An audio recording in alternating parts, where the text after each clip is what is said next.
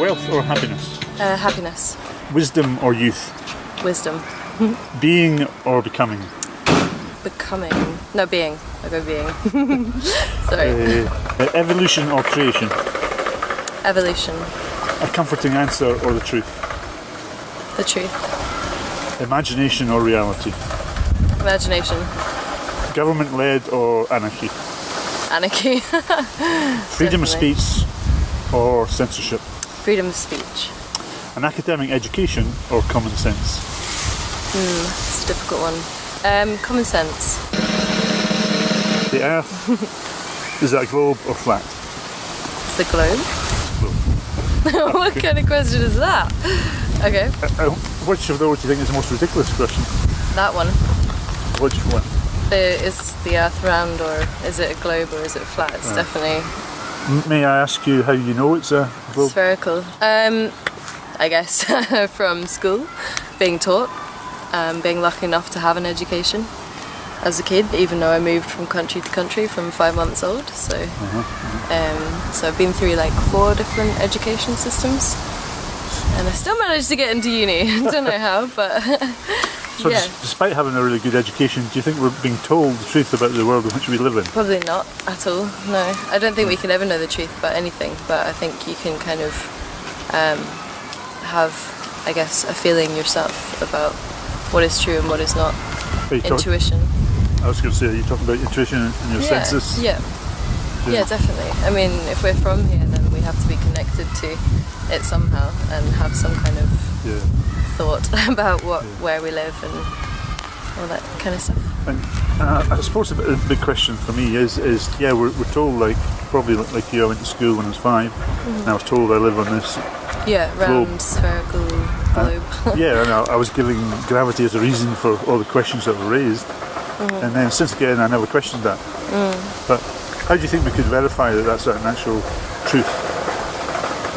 I really don't know. I guess science, but then perhaps science is lying to us as well, and how do they really know? So I think it's something that the more you think about it, I think the more you're allowed to become kind of depressed in a way, because the more you think about the darkness of like the fact that we don't really know what this world is and what the people are in this world.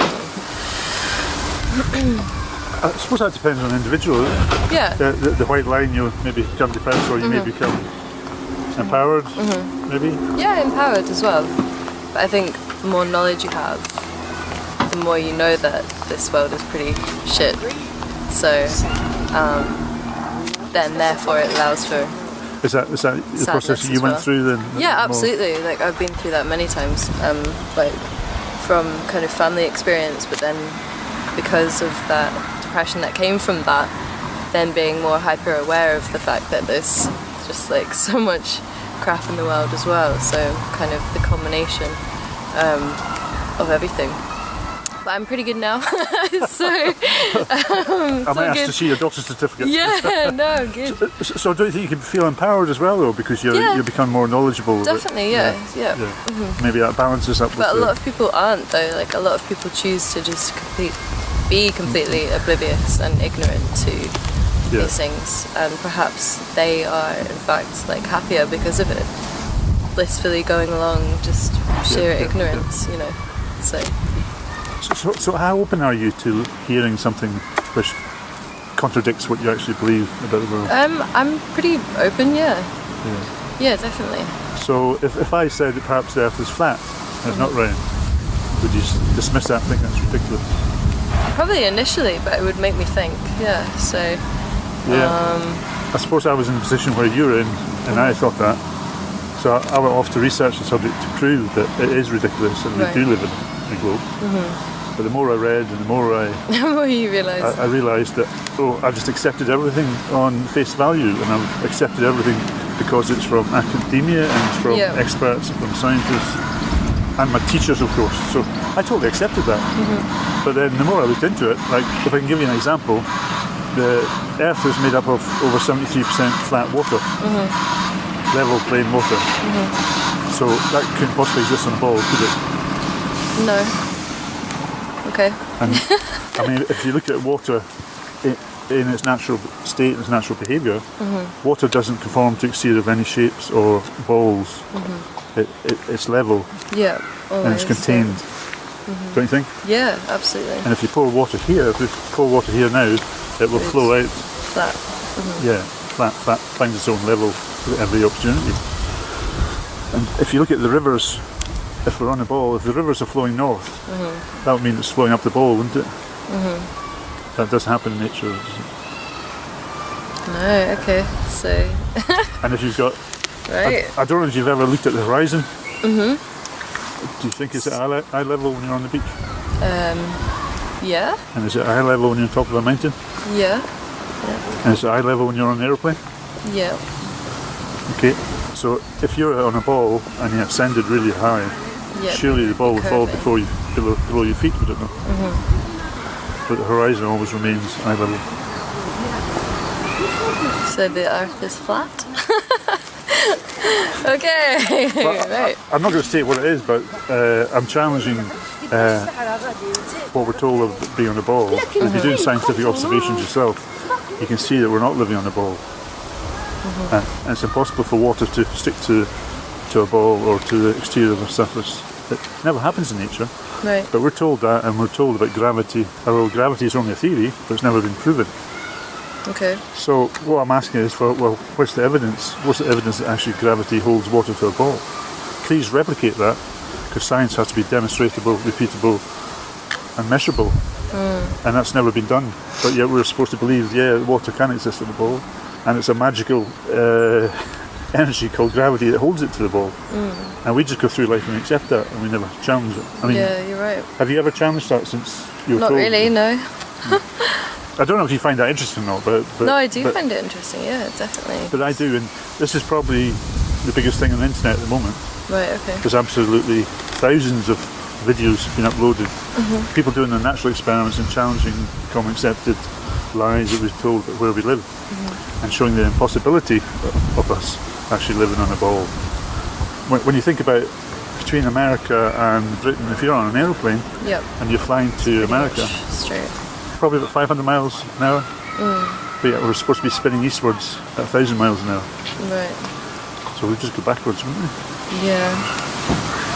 Wow. Okay. If you're on the International Space Station, cough, cough, and you had a telescope and you're looking at all the planes going around the Earth, everything would be straight.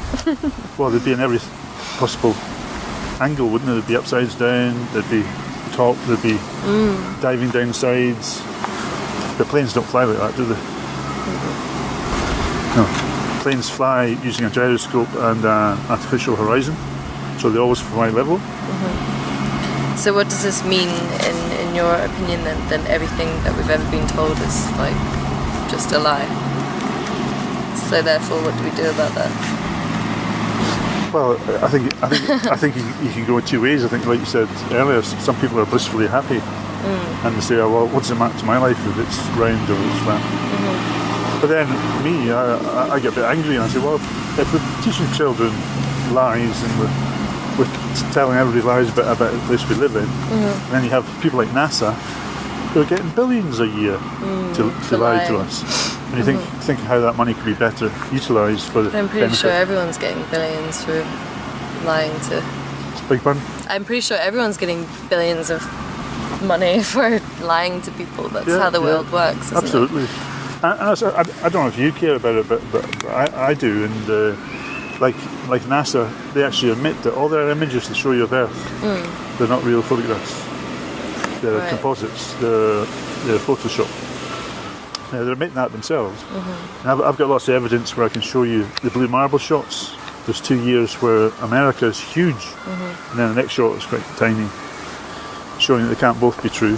So, but I know that none of them are true because they've actually admitted that they're not real photographs. Well, I have this thing a lot of the time where I feel like I need to be above where I am, like literally in the sky, to be able to kind of put everything into place. Perspective. Because perspective, yeah. And that kind of freaks me out sometimes because I can't literally just go up there and see. Well, I could. Need to learn how to do that.